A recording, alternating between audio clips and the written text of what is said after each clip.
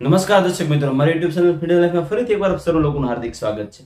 આજના ટોપિકમાં આપણે જોવાના છે કે ઘણા બધા લોકોને છે ઉધરસ આવતી હોય છે અને એ ઉધરસ ઘણા બધા લાંબા સમય સુધી રહેતી હોય છે અને આ ઉધરસમાં ગમે તેવી દવા લઈએ છીએ તેમ છતાં પણ જોવે એવું પરિણામ મળતું ના હોય ત્યારે ઘણા લોકોને ગળામાંથી કોરી ઉધરસ પણ આવતી હોય છે।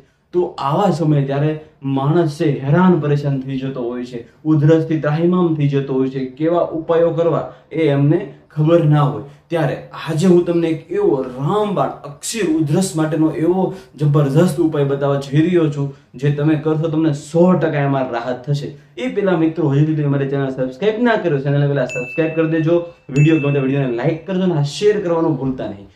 ખાસ કરીને જ્યારે જોઈએ કે આપણને ઉધરસ છે ઘણી બધી વખત થઈ જતી હોય ત્યારે એમાં કફ વાળી ઉધરસ હોય છે, સૂકી ઉધરસ હોય છે, ઘણી વખત કફ બહાર નીકળતો હોય છે અને ઘણી વખત સૂકી ઉધરસમાં કોરી ગળામાંથી ઉધરસ આવતી હોય છે।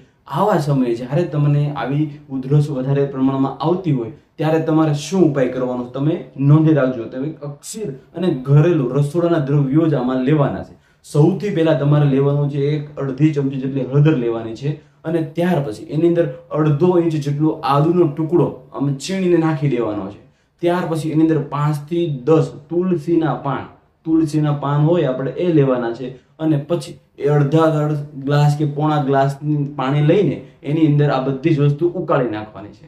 હવે આ આટલી વસ્તુ મિત્રો ઉકળી જાય, વ્યવસ્થિત ઉકળી જાય પછી તમારે જ્યારે બહાર લઈ લેવાની બાઉલમાં ગળણીથી ગાળી લેવાની છે, પછી એની અંદર અડધી ચમચી જેટલું મધ નાખી દેવાનું છે। હવે આ ઉકાળો તમારો તૈયાર થઈ ગયો છે જેની અંદર આપણે જે દ્રવ્યો લીધા બીજી વખત રિપીટ કરી દઉં।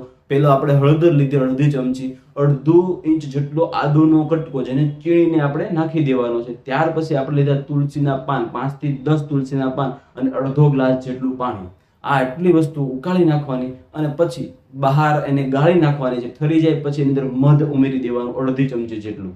હવે આ ઉકાળો તૈયાર થઈ ગયો છે મિત્રો, આનો તમારે સવાર અને સાંજ 2 ટાઈમ આ ઉકાળો તમારે લેવાનો છે મિત્રો। 2 જ દિવસની અંદર તમને સારામાં સારું પરિણામ ઉધરસમાં મળશે।